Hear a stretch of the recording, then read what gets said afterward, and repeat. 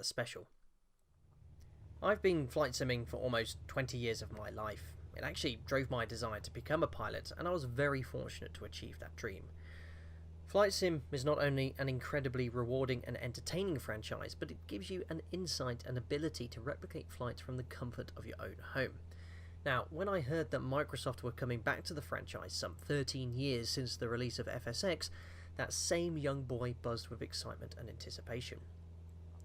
Shortly after, I then received an invite asking if I would like to become one of the first ever people outside the team to play the game. Now that was just something that was completely impossible to turn down.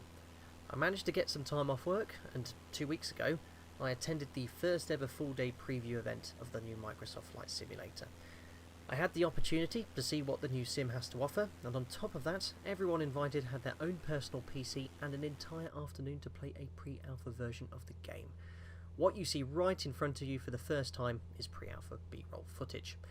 Now, it's worth stressing that Microsoft Flight Simulator is very much in its infancy, and many planned features are yet to be fully implemented. Not everything was given away at the event, and there are still many questions left to be answered. Now, as many of you know, I'm no tech guru either, and I'll be honest, the developers were saying Azure this and HoloLens that, which goes pretty much right over my head. What this video is a review of the pre-alpha version of the new Microsoft Flight Simulator by a real-world 737 captain who has used Flight Sim as a training aid throughout most of his career. Now, in this video, we'll discuss very briefly what we can expect from the developers, what it's like to fly in the pre-alpha version of the game, and seeing for the first ever time pre-alpha gameplay. I hope it's something you'll all enjoy.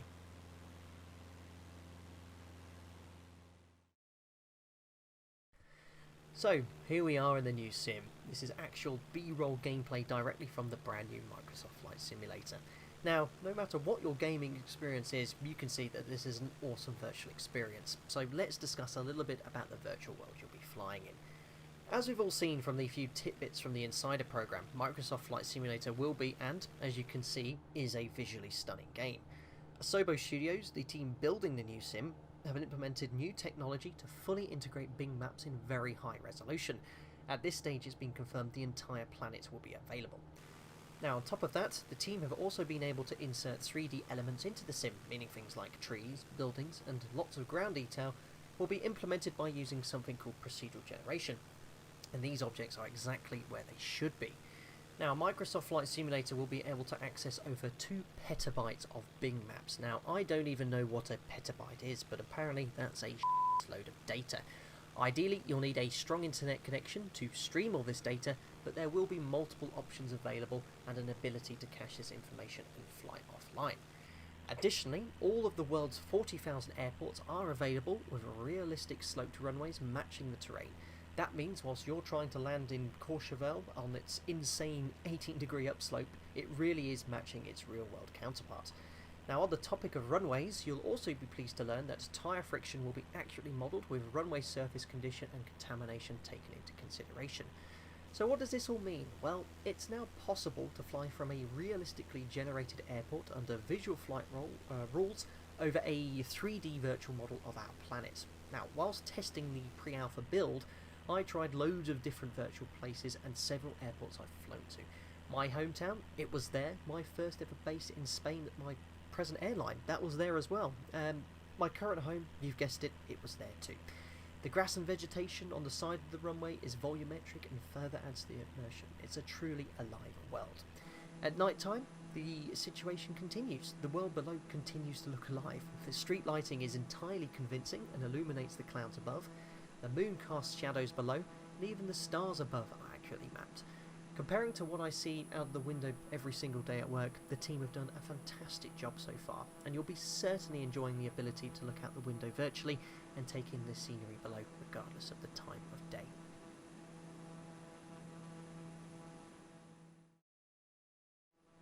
So we've taken a detailed look at the planet below, but what about the world above? Well, the whole virtual atmosphere has been redesigned literally from the ground up. I tried out flying in some quite dynamic conditions, and the sky truly felt alive. There is a brand new atmospheric model which has been created simulating everything from pressure to temperature with accurately modelled humidity and air density, all of which has an input on aircraft performance. clouds are truly 3D and volumetric and cast shadows on the ground below, and if you happen to be using real world weather, that virtual cloud you'll be looking at should be also there in reality too. Precipitation is volumetric and just looks as it should, and light accurately scatters through that moisture, allowing even rainbows to be created. Wind direction and gusts have also been accurately modelled. If you want to change the scene instantaneously and pro yourself in IMC for the ILS down to minimums, both the weather and time of day can be changed in-game with no loading screens or change in performance. Well, we've determined the world is pretty and the air is alive, but a very important aspect of a realistic flight simulator is the ability for the aircraft to fly, well, realistically. What have Asobo Studios done to make the aircraft feel like they're actually flying? Well, they've built their own flight model engine, which allows for thousands of fully simulated surfaces and 3D forces and moments to be fully simulated. I only had the chance to try out 3 different aircraft at the event, but they all felt like they were, well, flying.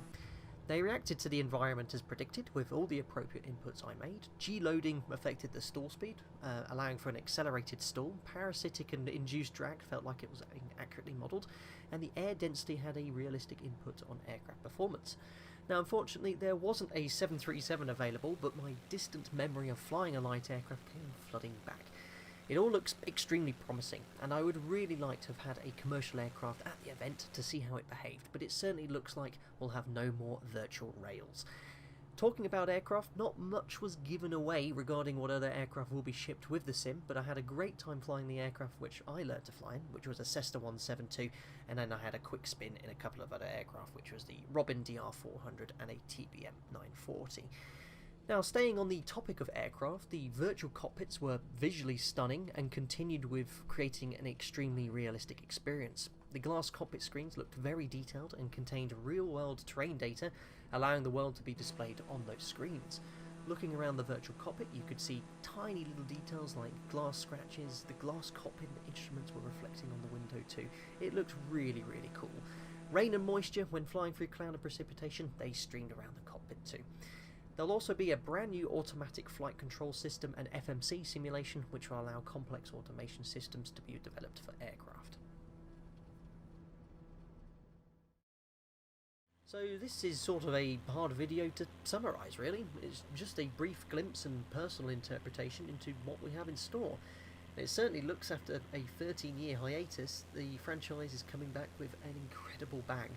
It looks like we'll have everything we really want, a realistic flight and atmospheric model behind a visually stunning experience. The team at the preview event were extremely enthusiastic, actively listening and implementing many features wished from the community.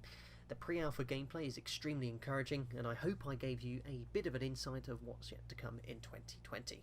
You'll be pleased to know I have been signed on to see what real-world experience and feedback I can provide to further enhance the sim experience. Will you need a supercomputer to play this game? Only time will tell. I have no clue on the specs of the PC they provided at the event in Seattle, but it was all being played in 4K and the performance looked pretty good to me. I can tell you now, truthfully, I'm incredibly lucky to go to work every day and fly a 737, but in all honesty, I wouldn't mind taking a few days off to play this new simulator again.